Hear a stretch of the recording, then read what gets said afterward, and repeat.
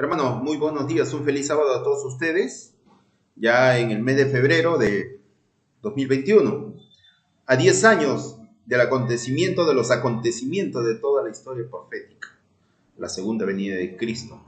Bueno, ahora vamos a estudiar un capítulo interesante del libro del conflicto de los siglos, del gran conflicto, muy maravilloso libro, inspirado por nuestro Dios a su sierva Ellen White. Pero antes vamos a hacer una breve oración pidiendo como siempre la bendición de nuestro Padre Celestial.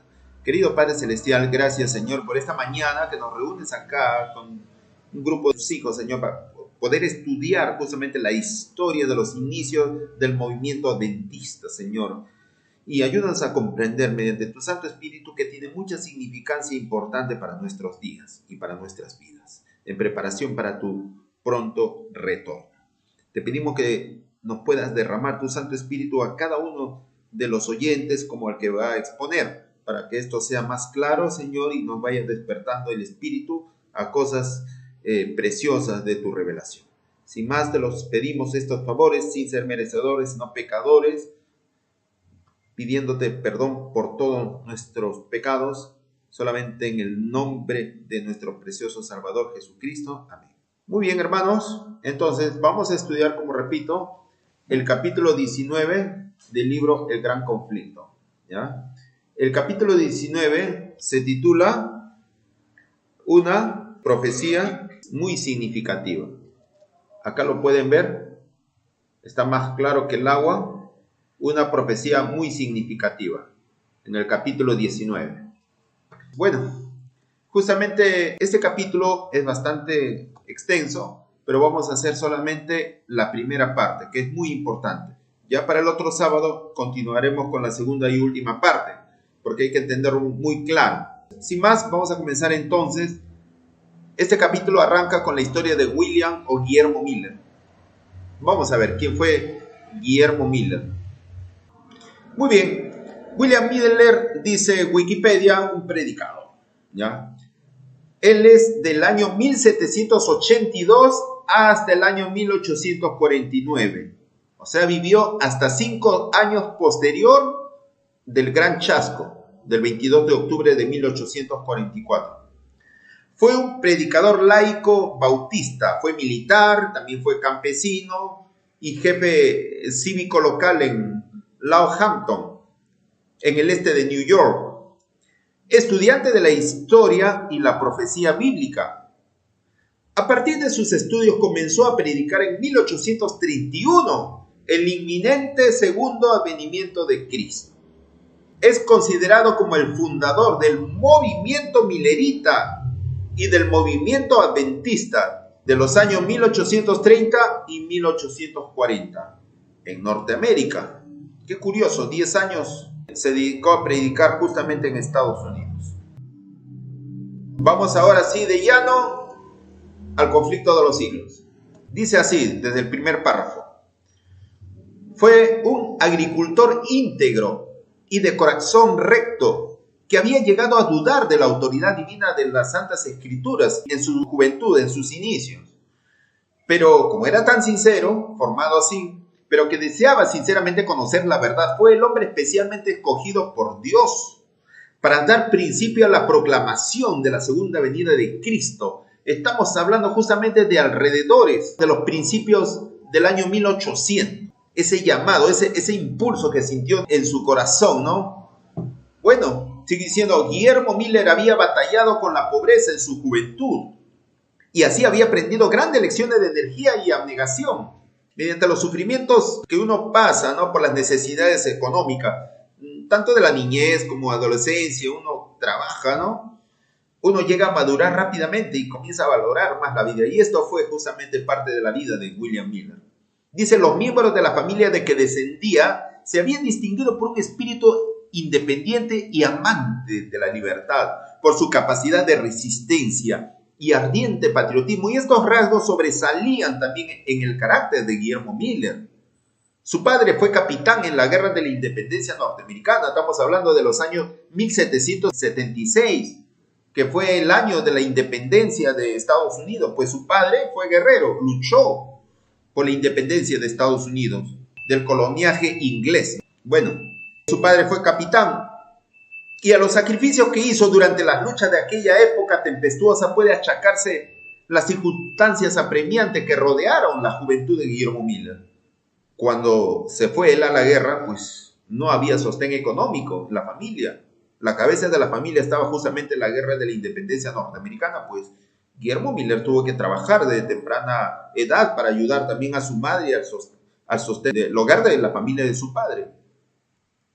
Poseía una robusta constitución y ya desde niñez dio pruebas de una inteligencia poco común que se fue acentuando con la edad. Su espíritu era activo y bien desarrollado y ardiente su sed de saber. Aunque no gozara de las ventajas de una instrucción académica, ¿no? Su amor al estudio y el hábito de reflexionar cuidadosamente junto con su agudo criterio hacían de él un hombre de sano juicio y de vasta comprensión. Esa era una persona autodidacta en cuanto al estudio. Le gustaba mucho la lectura de historia, de la palabra de Dios, etc.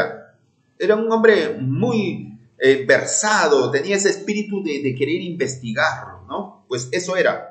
Su carácter moral era irreprochable y gozaba de envidiable reputación, siendo generalmente estimado por su integridad, su frugalidad y su benevolencia.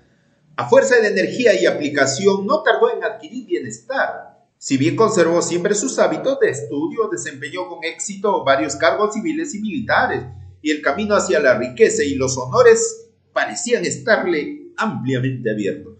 Justamente eso es lo que desarrolla un espíritu disciplinado de toda persona cuando en su niñez y en su adolescencia y en su juventud aprovecha como oro el tiempo, ¿no? En el desarrollo educativo. Esa disciplina del trabajo que tuvo a corta edad, pues hicieron, y el ejemplo justamente de su madre, la enseñanza de su madre, que tiene que ver mucho aquí en la formación moral de los hijos, pues esta ventaja de una buena madre tuvo William Miller mientras su padre estaba en la guerra. Cuando ya pues tenía ya pues en los albores de su juventud, a la edad de 18, 20 años, entonces ya había prácticamente madurado toda esa buena formación que él mismo se autoimpulsó también.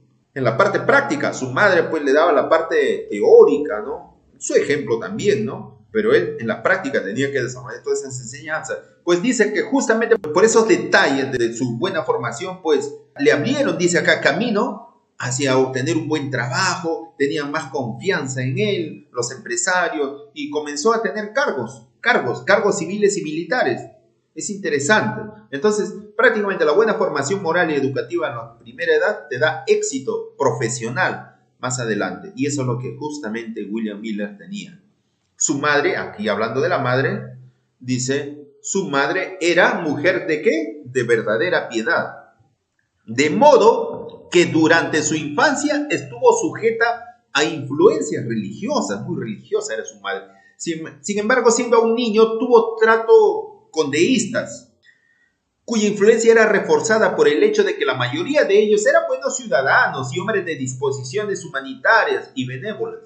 O sea, ya tenía esas influencias de esas personas, tal vez también del mundo masónico, de las logias masónicas, porque exteriormente eran personas pues humanitarias, etc. Entonces, eso se vio influenciado en él. Viviendo como vivían en medio de instituciones cristianas, sus caracteres habían sido modelados hasta cierto punto por el medio ambiente, o sea, tenían una influencia también, aparte de religiosas, pero también por sus relaciones amicales que tenían con otras personas, de respeto, ¿no? Etcétera, ¿no? Pero debía a la Biblia las cualidades que le granjeaba respeto y confianza, y no obstante tan hermosas dotes se habían malogrado hasta ejercer influencia contra la palabra de Dios. O sea, esa influencia que tuvo con ciertas personas que estaban en el mundo de las logias masónicas, de eso, habían minado en algo justamente su fe en la palabra de Dios. Eso generalmente pasa con la gran mayoría de jóvenes cuando se insertan en el mundo universitario no cristiano y se ven influenciados justamente por esas ideas evolucionistas, tantas cosas de humanismo, etcétera, ¿no? Entonces, William Miller, al rozarse con esos hombres, ¿no?, llegó a adoptar sus opiniones. Las interpretaciones corrientes de las Sagradas Escrituras presentaban dificultades que le parecían insuperables. A ese propósito justamente va esas teorías humanistas, a minarte el entendimiento en la que, en las Sagradas Escrituras. Pero como al paso de sus nuevas creencias lo hacían rechazar la Biblia, no le ofrecían nada mejor con qué sustituirla, ¿no? Distaba mucho de estar satisfecho, sin embargo conservó esas ideas cerca de 12 años, pero a la edad de 34 años el Espíritu Santo obró en su corazón. O sea, quiere decir que desde los 22 a los 34 años estuvo andando en esas ideas humanas, en esas ideas filosóficas. Pero dice que a los 34 años el Espíritu Santo obró en su corazón y le hizo sentir su condición de pecador. No hallaba en su creencia anterior seguridad alguna de dicha para lo que sucedería más allá de la tumba. El porvenir se le presentaba sombrío y tétrico, refiriéndose años después a los sentimientos que le embargaban en aquel entonces, ¿no? Lo que dijo. ¿Por qué? Porque las filosofías humanas no te dan ninguna esperanza después de la muerte. Las teorías evolucionistas, todas esas ideas, corrientes filosóficas, no te llevan a Cristo, no te llevan a la paz que solamente Dios te puede brindar en el corazón. Y eso es lo que William Miller justamente necesitaba, eso en su corazón. Por eso que el Espíritu Santo tocó su corazón, justamente porque se veía él prácticamente en esa encrucijada, por esa duda que llevaba, ¿no?, por las ideas que justamente en su juventud habían hecho influencia bastante poderosa en su creencia referente a Dios. Entonces, visto esto, él expresó y dijo, ¿no?, cuando él ya estaba convertido, dijo de su vida pasada lo siguiente: el pensar en el aniquilamiento me daba y me estremecía, y el tener que dar cuenta me parecía entrañar destrucción segura para todos.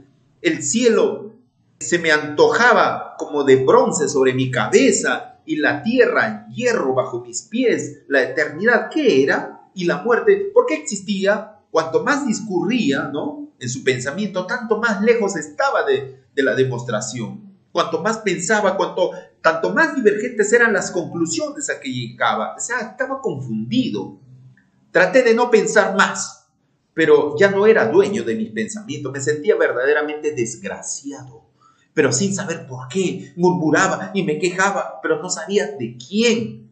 Sentía que algo andaba mal, cuenta su testimonio, pero no sabía ni de dónde, ni cómo encontrar lo correcto y justo. Gemía, lloraba, pero lo hacía sin esperanza.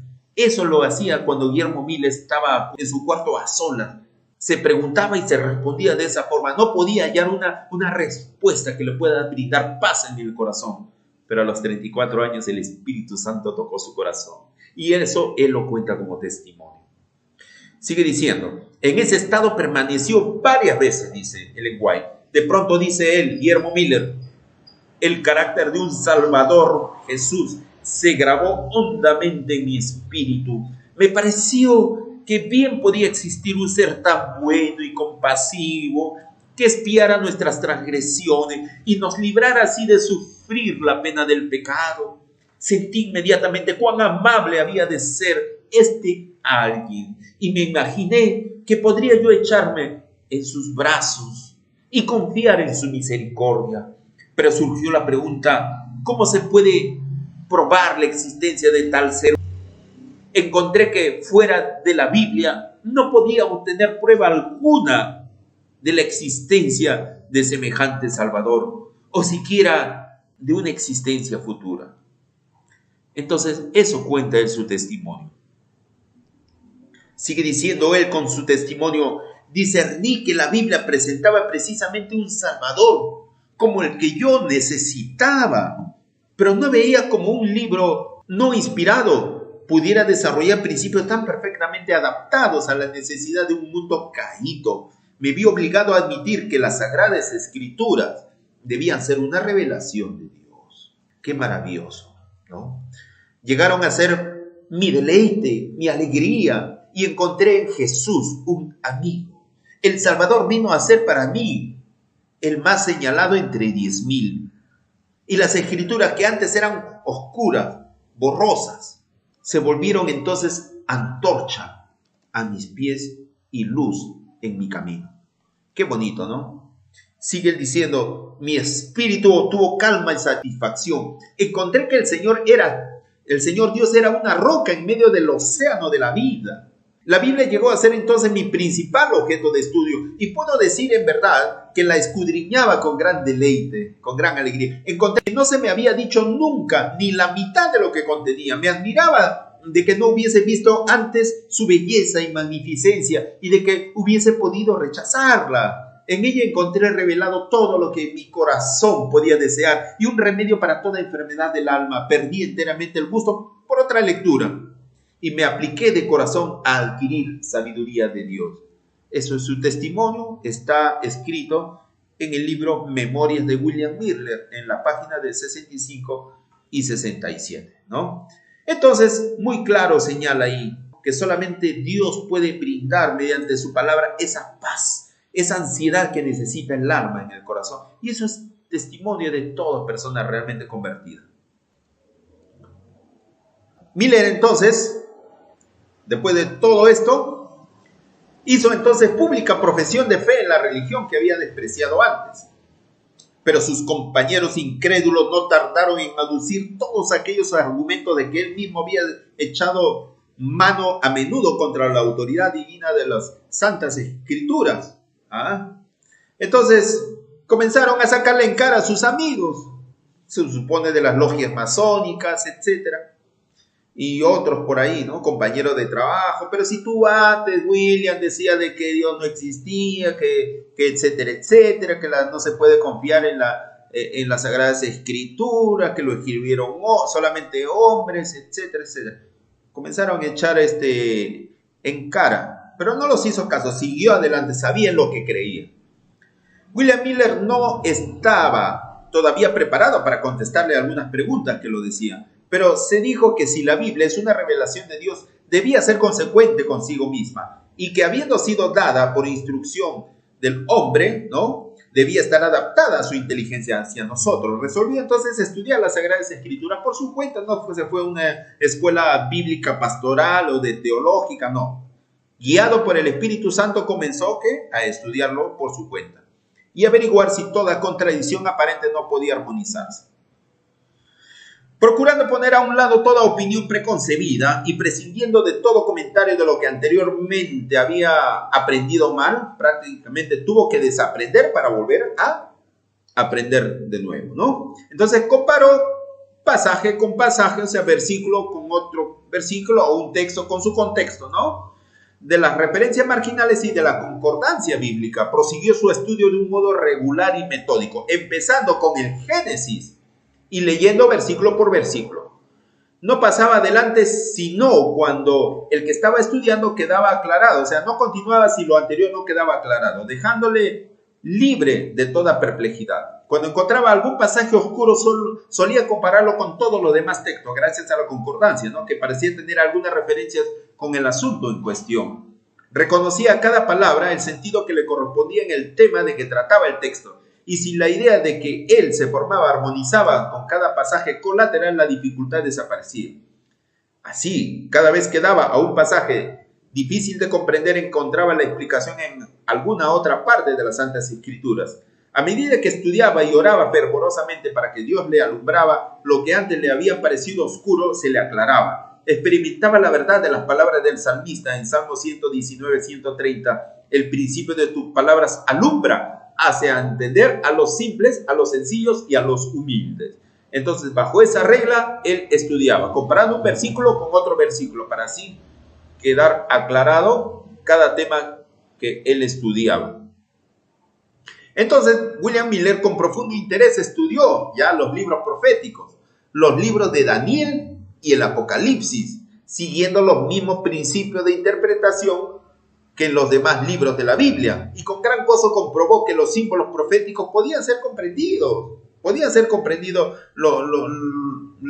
los simbolismos que justamente revela el libro de Daniel y Apocalipsis.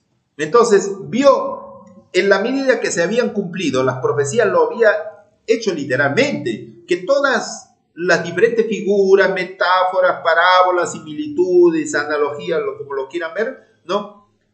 O estaban explicadas en su contexto inmediato, o los términos en que estaban expresados eran definidos en otros pasajes, y que cuando eran así explicados debían ser entendidos literalmente.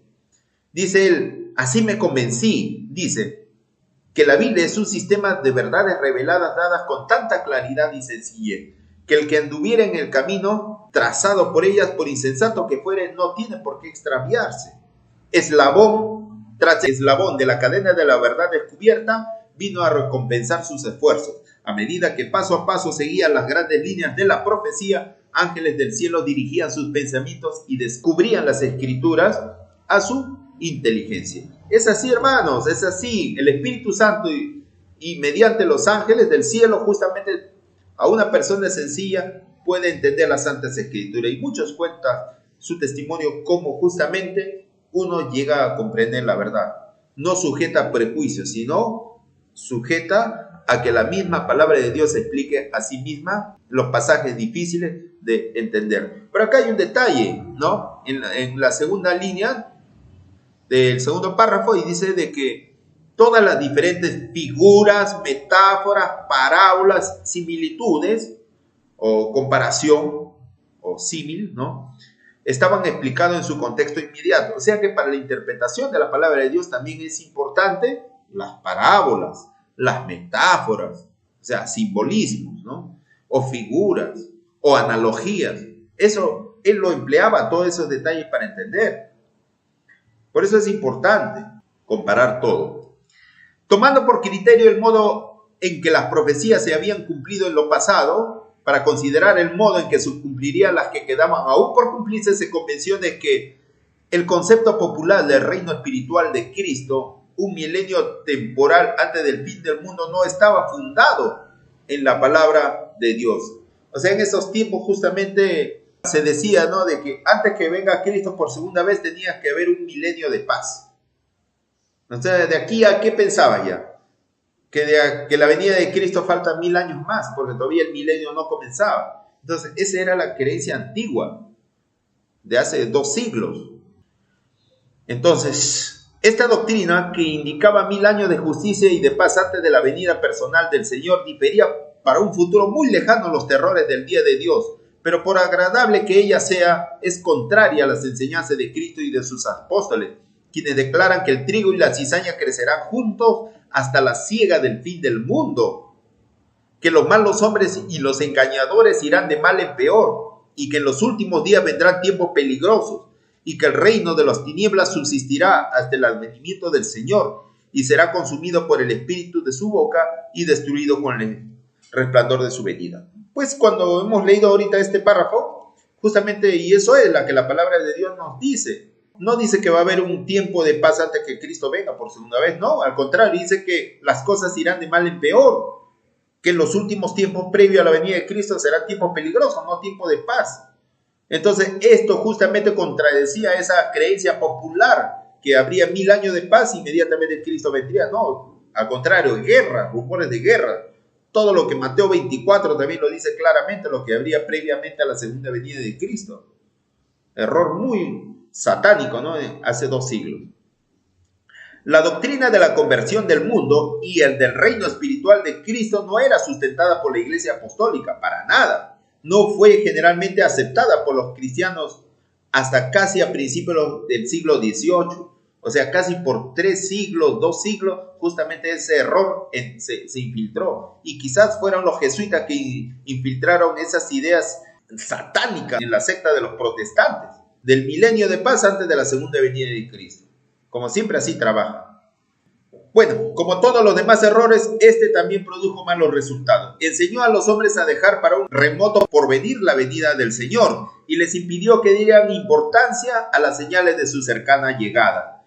O sea, eso fue el propósito de Satanás, que justamente las señales que en esos tiempos se estaba dando no se interpretasen de que fuesen las señales previas a la venida de Cristo. ¿Cuáles son esas señales que Jesús había dicho en Mateo 24?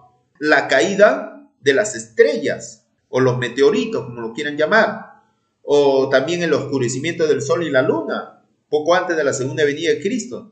Entonces, justamente la persona no iba a tomar esto como una señal, sino como una casualidad o como una ocurrencia común o casual, y que la venida de Cristo falta todavía 1000 años, por esa creencia falsa, ¿no?, del milenio de paz. Infundía un sentimiento de confianza y seguridad mal fundado y llevó a muchos a descuidar la preparación necesaria para ir al encuentro de su Señor en su segunda venida.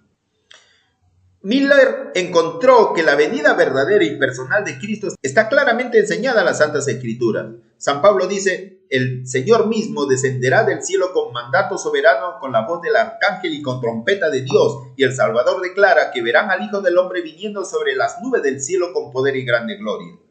Porque como el relámpago sale del oriente y se ve lucir hasta el occidente, así será la venida del Hijo del Hombre. Será acompañado por todas las huestes del cielo, pues el Hijo del Hombre vendrá en su gloria y todos los ángeles con él, y enviará sus ángeles con gran estruendo de trompeta, los cuales juntarán a sus escogidos. Eso era su predicación, como describe justamente los textos de Tesalonicenses Mateo sobre la segunda venida de Cristo.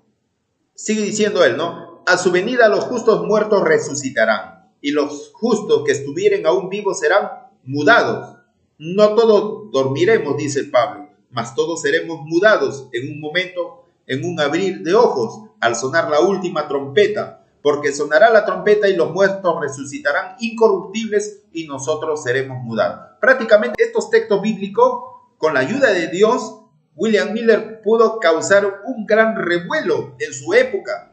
Mientras todos tenían pues una falsa seguridad, ¿no?, del milenio temporal de paz antes de la venida de Cristo, pero él ya estaba justamente hablando de la venida o del regreso inminente de Cristo. Esto despertó el espíritu y la conciencia de todos los religiosos de aquella época. ¿Qué es esta? Se decían, ¿qué cosa es esta predicación novedosa? Entonces fue un movimiento tremendo.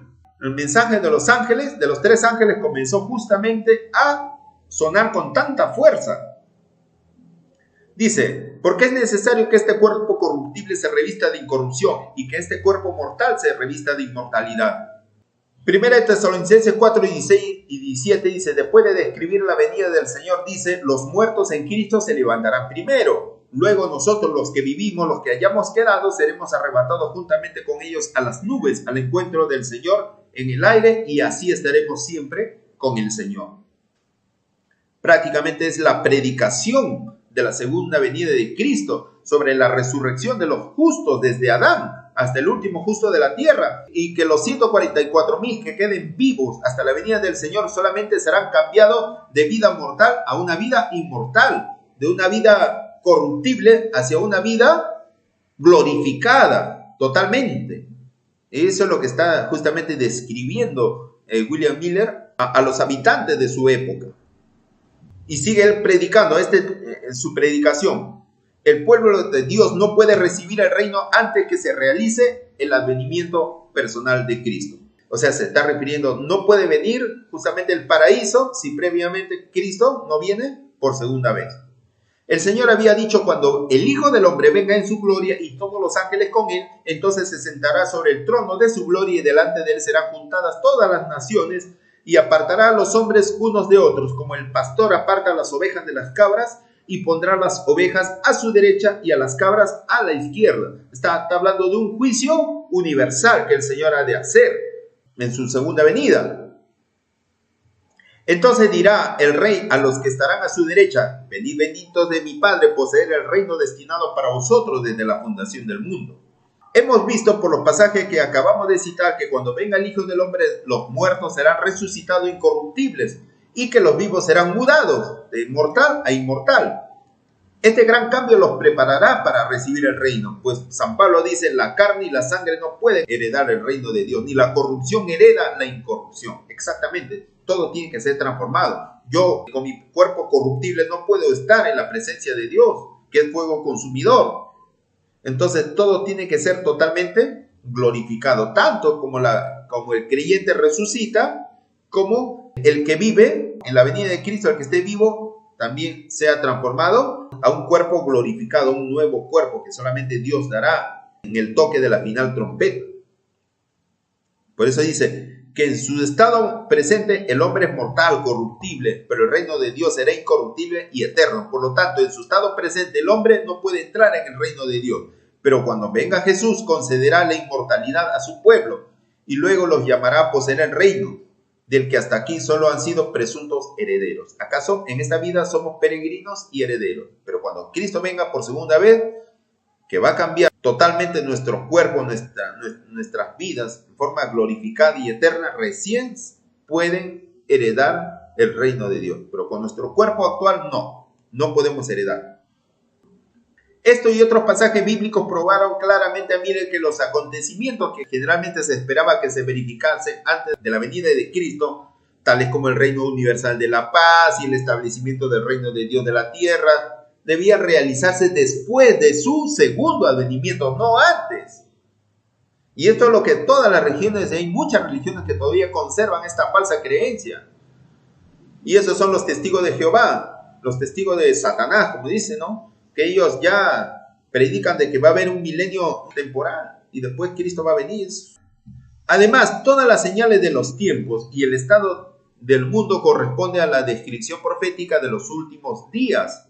Por el solo estudio de las Sagradas Escrituras, Miller tuvo que llegar a la conclusión de que el periodo fijado para la subsistencia de la Tierra en su estado actual estaba por terminar. Se dio cuenta porque ya habían ocurrido las señales del sol y la luna, el día oscuro que ocurrió en el año 1780, antes que todavía Miller predicara. La caída de las estrellas, que fue el 13 de noviembre del 1833, cuando ya William Miller ya estaba predicando. Entonces, eso lo fortaleció más su fe en la inminencia de la segunda venida de Cristo. Ya estamos terminando. Acá hay un párrafo interesante. William Miller dice: otra clase de evidencia que afectó vitalmente mi espíritu, dice él, fue la cronología de las Santas Escrituras. La cronología, eso fue lo que le impresionó. Encontré que los acontecimientos predichos que se habían cumplido en el pasado se habían desarrollado muchas veces dentro de los límites de un tiempo determinado. O sea, a él lo impresionó. Ahora vamos a ver qué cosas, qué hechos proféticos de tiempo cronológico a él le habían afectado su espíritu, le habían impresionado. Y ahí podemos ver, por ejemplo, una cronología que él también lo estudió. Por ejemplo, desde la creación hasta el diluvio, él calculó que había 1656 años. Justamente sumando la cronogenealogía desde Adán hasta Noé. Adán a los 130 años engendró a Set. Set a los 105 años engendró a Enos. Enos a los 90 años engendró a Cainán. Cainán a los 70 años engendró a Mahalalel. Mahalalel a los 65 años engendró a Jared. Jared a los 162 años engendró a Enoc. Enoc a sus 65 años engendró a Matusalén. Matusalén a sus 187 años engendró a Lamec. Lamec a sus 182 años engendró a Noé. Y en el año 600 de la vida de Noé ocurrió el diluvio. Y sumando todo eso, arroja el año 1656 desde la creación del mundo. Eso es lo que justamente había estudiado. Que desde la creación hasta el diluvio habían transcurrido 1656 años desde la creación. Por medio justamente de la cronogenealogía de los patriarcas antediluvianos desde Adán hasta Noé. Muy claramente. Y esto fue, dice, que lo impresionó su espíritu, las cronologías bíblicas. Así que no hay que desechar las cronologías de tiempo que está en la palabra de Dios, que el Señor inspiró a los profetas y por las puras no están ahí. Es justamente para poder ubicarnos en qué tiempo nosotros estamos viviendo, para así prepararnos para la inminencia de la segunda venida de Cristo. Y acá los detalles que él dice, y eso está justamente en este libro, el conflicto de los siglos, el gran conflicto de lo que ahorita lo estoy leyendo. La única diferencia es que aquí lo estoy haciendo un poco más ilustrado. Sigue diciendo acá, justamente en el conflicto de los siglos, los 120 años hasta el diluvio. Los 7 días que debían precederlo con el anuncio de 40 días de lluvia. Interesante. Los 400 años de la permanencia de la posteridad de Abraham en Egipto. Los 3 días de los sueños del copero y del panadero. Tal como está ahí en la ilustración, los 120 años que predicó Noé, los 400 años que Egipto permaneció en tierra extranjera, que Israel pasó en tierra extranjera y en la tierra de Egipto. Y los 3 días que justamente José le había dicho, ¿no?, al copero que sería restituido su cargo y que el panadero después de 3 días sería ahorcado, sería colgado. Se cumplió y eso fue lo que le impresionó a William Miller. Acá también hay otras cosas también. Los 7 años de Faraón, los 7 años de abundancia y los 7 años de escasez en Egipto. Los 40 años de Israel en el desierto. Los 3 años y medio de hambre en Israel en los tiempos del profeta Elías. Tremendo. Todo eso lo había impresionado. Los 70 años del cautiverio en Babilonia de los judíos. Los 7 tiempos de Nabucodonosor, o sea, los 7 años que Nabucodonosor estaría juntamente con las bestias, ¿no?, por su orgullo, ¿no?, comiendo pastos, comiendo cosas que los bueyes, las vaquitas comen. 7 años estarían, y Dios lo había hecho justamente para poder justamente remediar su orgullo que él tenía en su corazón. Todas esas cosas se cumplieron. Y también las 7 semanas, las 62 semanas y la una semana que sumaban 70 semanas determinadas sobre los judíos también. Todos los acontecimientos limitados por estos periodos de tiempo no fueron una vez más que asuntos proféticos, pero que se cumplieron de acuerdo con las predicciones. Ahí en el cuadro justamente puede ver la profecía de las 70 semanas. Esto le impresionó a William Miller, él lo estudió y se impresionó que todo justamente la cronología bíblica de tiempo se habían cumplido exactamente. Ahí lo pueden ver justamente la profecía de las 70 semanas, que lo estudiaremos más a detalle. Pero ahí pueden ver, ¿no?, la profecía de las 7 semanas, desde la salida del decreto de Artajerjes para reconstruir Jerusalén, que se cumplieron en el año 408, se cumplieron justamente la primera semana de 7 años, o 7 semanas o 49 años, se terminaron de construir los muros de Jerusalén y el templo. Y luego pasaron 62 semanas, que equivalen a 434 años, que culmina en el año 27, cuando Jesús se bautiza a su edad de 30 años. Y de ahí justamente una semana más, que 27, año 27 más 7 arroja el año 34 en el martirio o apedreamiento de Esteban. Pero la profecía decía de que a la mitad de la semana Jesús, el Mesías, sería crucificado. Eso está en el libro de Daniel. Todo esto está en Daniel, de la profecía de las 70 semanas. Y se cumplió así, la mitad de la semana, en el año 31, nuestro Señor Jesús fue crucificado. Todos esos detalles estaban justamente en la profecía de las 70 semanas o los 490 años que serían dados justamente o serían determinados para el pueblo judío.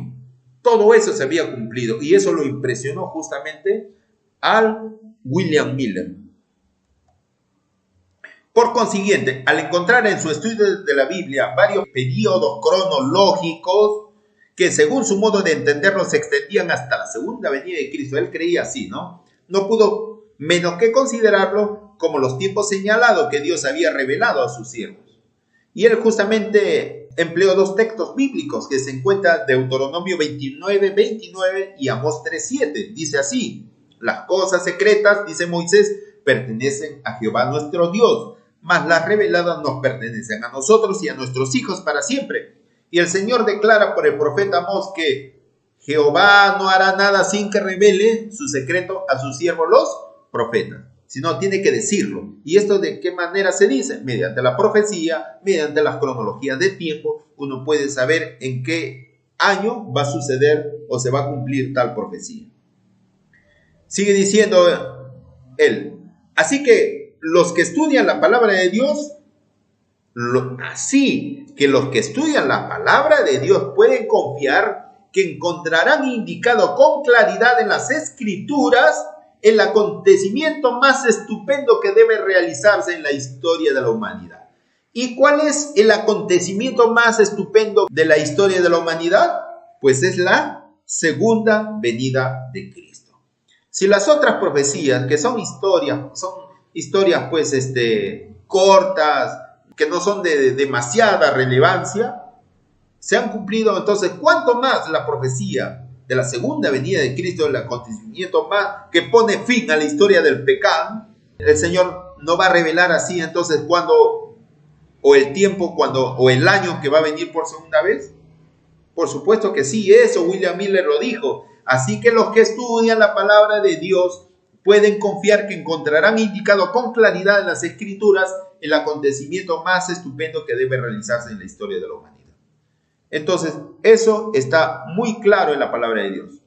Entonces, así, estando completamente convencido, dice Miller, de que toda escritura divinamente inspirada, es útil y que en ningún tiempo fue dada por voluntad de hombres, sino que fue escrita por hombres santos inspirados del Espíritu Santo. Y esto para nuestra enseñanza, para que por la paciencia y por la consolación de las Escrituras tengamos esperanza. ¿Y cuál es nuestra esperanza bienaventurada? Mediante las Santas Escrituras. La segunda venida de Cristo.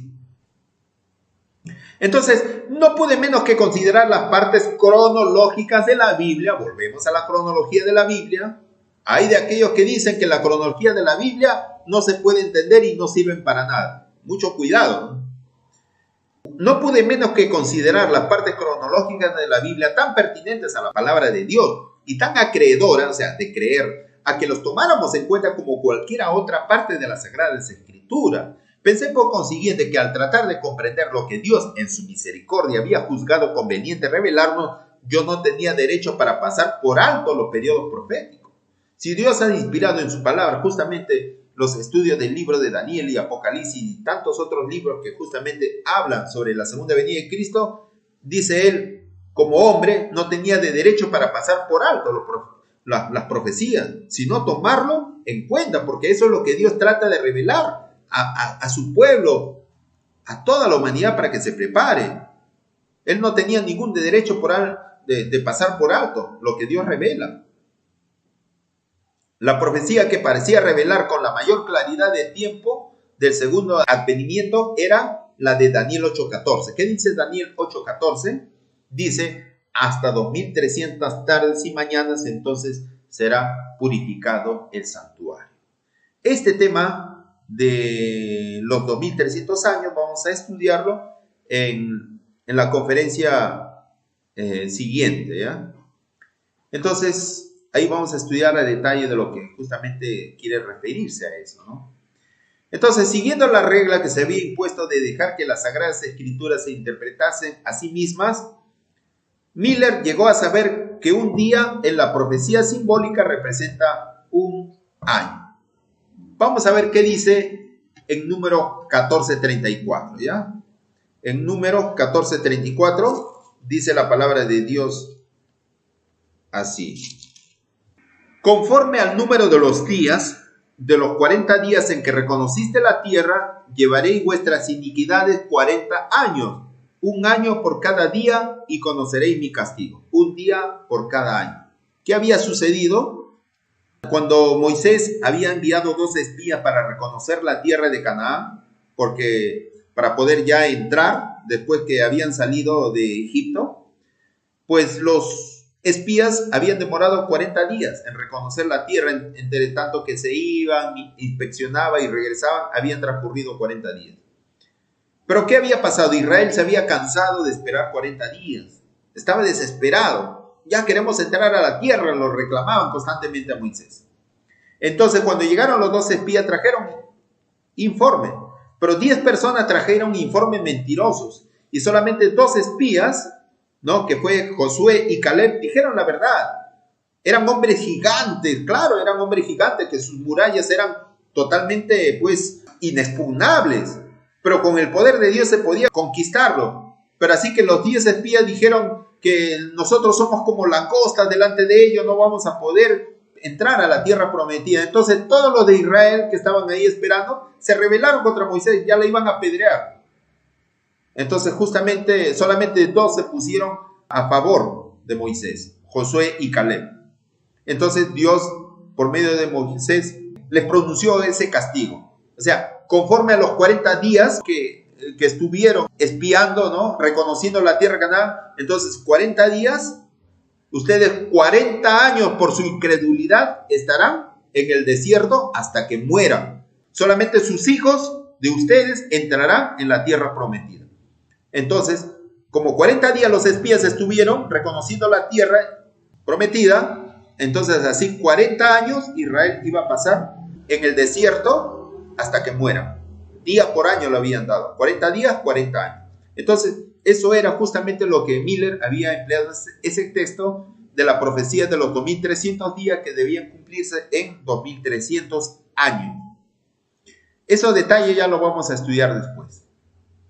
Entonces él dice, vio que el periodo de los 2300 días proféticos o años literales se extendía mucho más allá del fin de la era judaica. Si justamente los primeros 70 semanas o 490 años habían terminado el año 34 después de Cristo, pero todavía faltaban 1810 años, 18 siglos más para que la profecía de los 2300 años se lleguen a cumplir. Pero resulta que como él ya estaba en el año 1830, 34, predicando, sabía que justamente esa profecía iba a culminar en el año 1844 y que faltaban escasamente 10 años. Interesante, por eso que él se impactó. ¿Qué va a suceder cuando se cumplan los 2300 años? ¿Qué va a suceder? Entonces, él lo interpretó que Cristo iba a venir por segunda vez. Leamos acá qué dice. William Miller vio que el periodo de los 2300 días proféticos o años literales se extendía mucho más allá del fin de la era judaica y que por consiguiente no podía referirse al santuario terrenal de aquella economía, de aquella época, porque prácticamente el templo había sido destruido en el año 70 de la era cristiana y habían pasado ya casi 1800 años después que ese templo había sido destruido. Entonces, cuando la profecía dice hasta 2300 tarde y mañana el santuario será purificado, pues él decía, pues no hay ningún santuario. Entonces, ¿qué santuario? Toda la tierra es un santuario. Entonces, él todavía no tenía esa claridad, esa creencia que en el cielo había un santuario, el santuario celestial. Por eso, justamente, este conocimiento era nulo en aquella época. El conocimiento de un santuario celestial, un templo en el cielo. Entonces, por eso de que hasta ahí se sintió prácticamente en el techo de no poder más allá comprender. Pero había una creencia popular, dice. Miller aceptaba la creencia general de que durante la era cristiana la tierra es el santuario. Hay un texto que dice, creo, algo me dice, ¿no? De que el cielo es mi trono y la tierra es el estrado de mis pies, ¿no? O sea, donde pisa, ¿no? Todo lo que el Señor pisa, santo es. Por eso que toda la tierra es un santuario, así interpretaba él, ¿no? Entonces dice, Miller aceptaba la creencia general de que durante la era cristiana la tierra es el santuario y dedujo por consiguiente que la purificación del santuario predicha en Daniel 8:14 representaba la purificación de la tierra con fuego en el segundo advenimiento de Cristo. Por eso justamente había ocurrido eso. Ahí pueden ver el gráfico de la profecía de los 2300 años, que comienza en el año 457 a.C. y que termina en el año 1844 después de Cristo. Y dentro de eso está justamente la profecía de las 70 semanas, que estaban determinados para el pueblo judío, ¿no? Entonces, terminando, dice, llegó pues a la conclusión de que si se podía encontrar el punto de partida de los 2300 días, sería fácil fijar el tiempo de la segunda venida de Cristo. Así quedaría revelado el tiempo de aquella gran consumación, el tiempo en que concluiría el presente estado de cosas, con todo su orgullo, su poder, su pompa y vanidad, su maldad y opresión. El tiempo en que la tierra dejaría de ser maldita, en que la muerte sería destruida y se daría el galardón, el premio a los siervos de Dios, a los profetas y santos y a todos los que temen su nombre, el tiempo en que serían destruidos los que destruyen la tierra. Así es, hermanos. Interesante, ¿no? Pero bueno, está interesante, a mí me gusta particularmente, está muy bonito esa historia de nuestros pioneros adventistas. Bueno, vamos a continuar entonces para el otro sábado la parte final de este capítulo de una profecía significativa. Ahí entraremos más a detalle y hay muchas cosas que vamos justamente a comprender sobre el tiempo de la venida de Cristo. Vamos a culminar con una corta oración. Gracias, querido Padre Celestial, por este estudio muy precioso, Señor, que nos dilucida muchas cosas. Que los tiempos no cambian, que todo lo que tú has revelado en tu palabra, mediante grandes acontecimientos de tus profecías del tiempo, que son profecías bíblicas, puras, también nos enseña que también hay un gran tiempo que ha de cumplirse para tu segunda venida. Despierta nuestros espíritus para poder comprender cada día más lo que nos quieras revelar. Despierta más William Miller, Señor, en tus hijos, para poder justamente entender más cosas de lo que nos quieres enseñar, para así preparar y revelar a otros que no conocen. Que esto pueda difundirse a todos, Señor, se pueda compartir en todos los grupos. Bendiciones que te pedimos por el perdón también de nuestros pecados, en el precioso nombre de nuestro Jesús Salvador.